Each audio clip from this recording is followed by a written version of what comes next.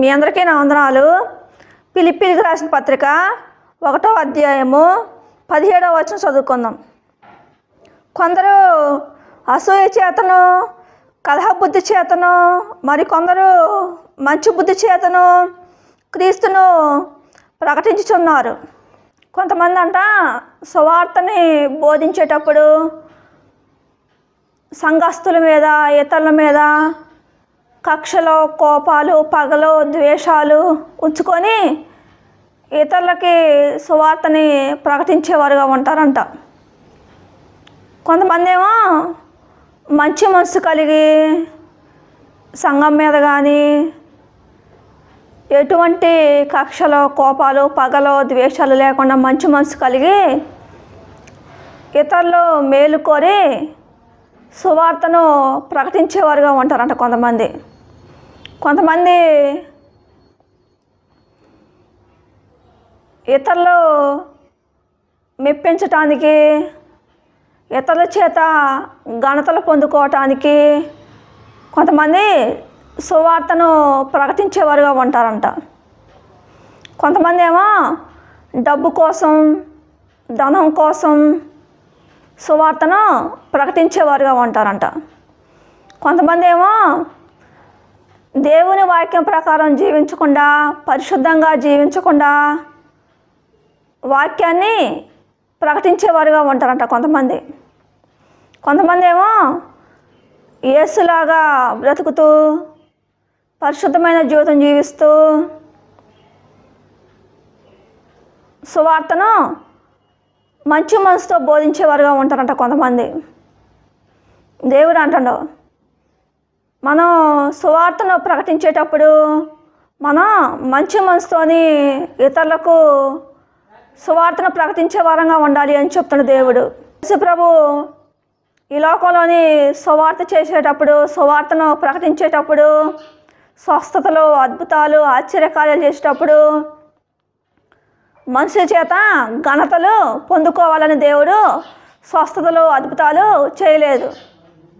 మనుషుల చేత పొగిడించుకోవాలని దేవుడు స్వస్థతలు చేయలేదు. యేసు ప్రభుల వారు సువార్త చేసేటప్పుడు,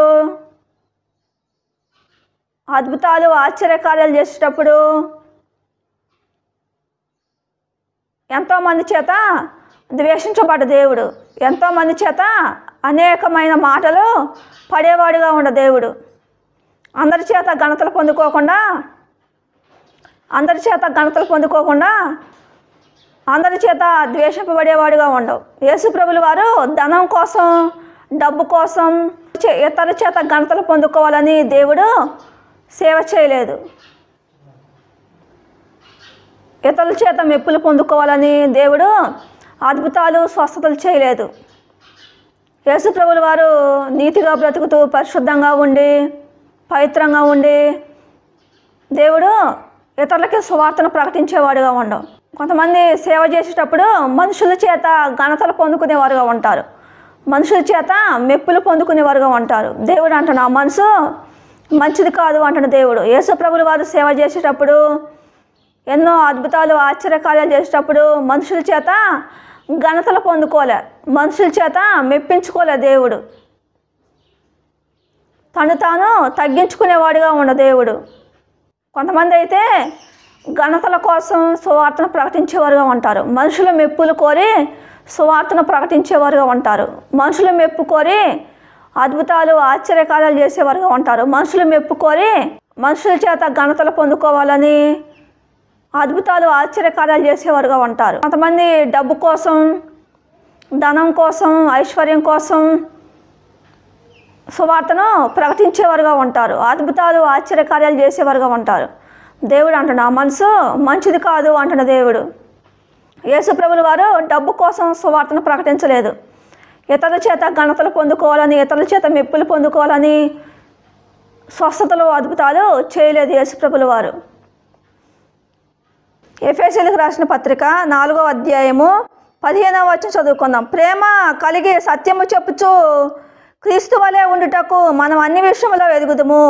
యేసు ప్రభుల వారు సువార్త చేసేటప్పుడు కానీ, అద్భుతాలు, ఆశ్చర్యకార్యాలు చేసేటప్పుడు కానీ సువార్తను ప్రకటించేటప్పుడు కానీ యేసుప్రభు శిష్యులు కానీ యేసుప్రభుల వారు ఘనతలు పొందుకోలే ఎవరి చేత కూడా, మెప్పులు పొందుకోలే యేసుప్రభుల వారు ఎవరి చేత కూడా.